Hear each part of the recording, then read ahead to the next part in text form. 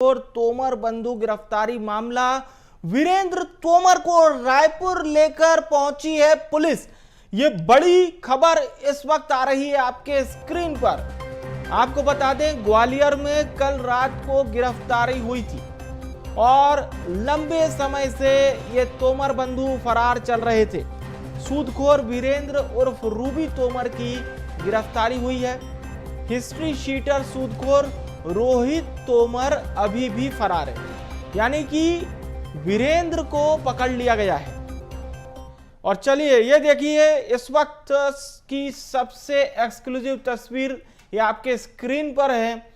सूदखोर वीरेंद्र उर्फ रूबी तोमर जिसकी गिरफ्तारी हो चुकी है, लेकिन रोहित तोमर अभी भी फरार बताया जा रहा है। ग्वालियर से इसकी गिरफ्तारी होती है। वीरेंद्र, इसका नाम रूबी भी है। हमारे सहयोगी अविनाश इस वक्त हमारे साथ लाइव जुड़ रहे हैं, सीधे उनका रुख करते हैं। जी अविनाश, इस वक्त रूबी की गिरफ्तारी के बाद की सबसे पहले हम तस्वीर हमारे दर्शकों को दिखा रहे हैं, क्या कुछ अपडेट है? सीधा अपडेट हमारे दर्शकों को बताएं। जी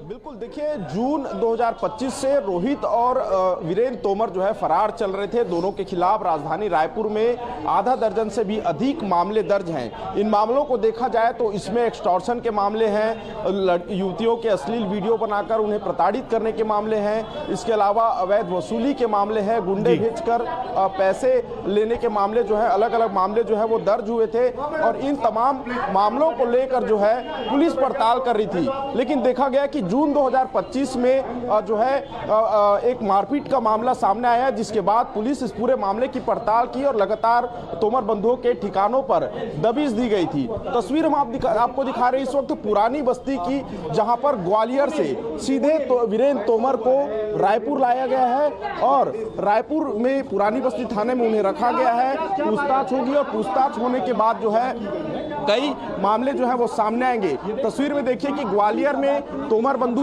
वीरेंद्र तोमर जो है वो छिपा हुआ था और लोअर टी शर्ट में ही उसे ग्वालियर से उठाकर रायपुर क्राइम ब्रांच की पुलिस और जो पुरानी बस्ती की पुलिस है वो पुरानी बस्ती लेकर पहुंची हुई है। और देखिए कि अंदर ये वीरेंद्र तोमर है जो राजधानी रायपुर में प्रदेश में खुद को करनी सेना का अध्यक्ष बताया करता था, जगह जगह पर सनातन कार्यों का आयोजन करता था। लेकिन इसके पीछे जब सच्चाई सामने आई तब पता चला कि ये कोई सनातन का आदमी नहीं, बल्कि ये अवैध वसूली करने वाला सूदखोर है, ये हिस्ट्री सीटर है। अब सोचिए कि अंडे ठेले से लेकर एक असामी बनाना, करोड़ों की संपत्ति बनाना, कि सैकड़ों जो है जमीन की दस्तावेज इनके घर से बरामद होना, इसके साथ ही किलो के जो गोल्ड मैन के रूप में यहाँ पर घूमना, शरीर पर सोना पहनना, ये कैसे संभव हुआ? ये अवैध वसूली से संभव हुआ। ब्याज के पैसों से लोगों को प्रताड़ित कर करोड़ों रुपए जो है वसूले जाते थे।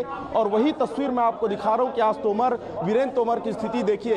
ये वीरेंद्र तोमर है, इसका भाई रोहित तोमर अभी भी फरार है, जिसकी पड़ताल यहां पर की जा रही है।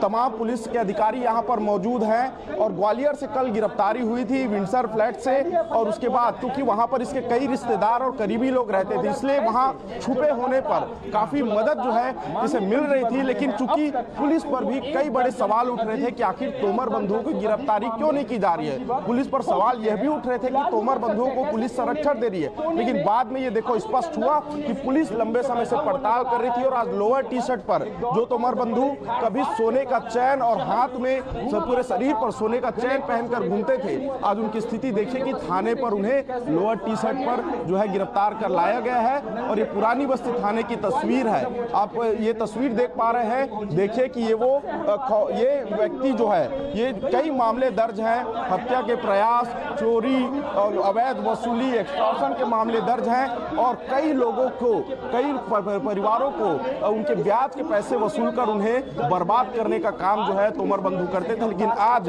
वो सच्चाई सामने आ गई है, वो तस्वीर सामने आ गई है, वो कानून की वो तस्वीर सामने आई है कि कानून जब अपना काम करती है तो ऐसे सूदखोरों को किस तरह से क्या हश्र होता है। और ये तस्वीर देखिए कि वीरेंद्र तोमर आज थाने पर बैठे हुए हैं, उन्हें गिरफ्तार किया गया है। और अब सबसे बड़ा सवाल है कि रिमांड पर लेकर किस तरह से पूछताछ की जाएगी और कैसे जो इनके भाई है रोहित तोमर, उसकी गिरफ्तारी जो है वो हो पाएगी। जी बिल्कुल बिल्कुल करेक्ट और बिल्कुल उचित बात आपने कही है अविनाश की ये दोनों ही तोमर बंधु जिसमें एक पकड़ में आ चुका है, हालांकि अभी रोहित फरार है, पर आप जैसा कि बता रहे थे कि कहां से इन लोगों ने अपना पूरा जिस तरह से शुरुआत की थी अंडे का ठेला लगाने से, और हमने वो आलीशान कोठियां भी देखी हैं, उस पर कार्रवाई होती हुई भी देखी, लेकिन आज जिस प्रकार से वीरेंद्र यहाँ पर बैठा हुआ है, हवालात में जिस प्रकार से बैठा है, वो ये बताता है कि वाकई में कानून के हाथ बेहद लंबे होते हैं। हाँ, अब जांच का विषय ये जरूर होना चाहिए कि वीरेंद्र को और रोहित को मदद कौन कर रहा था। क्या प्रशासन से जुड़े हुए लोग में कोई थे जो उसे मदद कर रहे थे, सत्ता से जुड़े हुए कोई लोग थे जो इसे मदद कर रहे थे।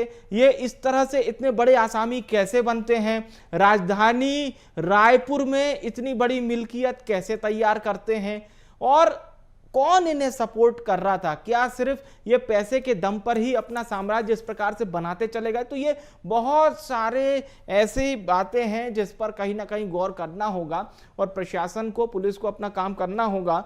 अब हमें एक और अपडेट दे दीजिए, क्योंकि हम तस्वीरों में साफ तौर पर देख भी पा रहे हैं जिस प्रकार से वीरेंद्र को। तो अब आगे की प्रक्रिया क्या होगी, रायपुर लाया गया है, कोर्ट में किस तरह से पेश किया जाएगा, इस पर पुलिस अभी क्या कार्य कर रही है। क्योंकि आज की अगर हम बात करें तो देखिए आज रविवार का दिन है, तो प्रशासकीय कार्य किस प्रकार से होंगे, कोर्ट में मान लीजिए आज पेश किया जाएगा, कल पेश किया जाएगा, इसकी क्या अभी तक जानकारी है।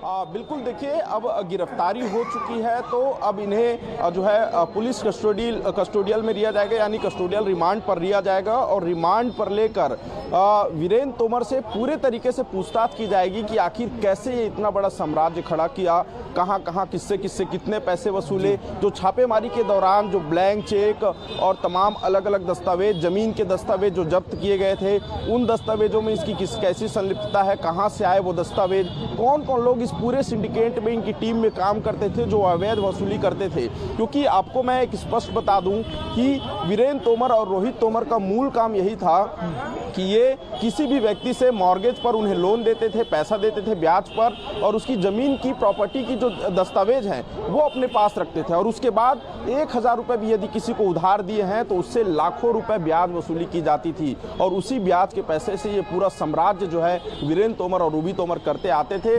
और इसके साथ ही कई गुंडे बदमाश जो है इनके करीब में थे, जो इनके अवैध वसूली में इनके साथ मिलकर जो है कई गरीब परिवारों को, कई सामान्य परिवारों को जो मजबूरी में उधार में पैसे लिए हैं, जो कोई बेटे के इलाज के लिए, तो कोई बूढ़े बाप के इलाज के लिए, तो कोई किसी बेटी की शादी के लिए, उन लोगों को पैसे उधार देकर उनकी मजबूरी का फायदा उठाकर उनके जमीन के दस्तावेजों को जब्त कर लिया गया।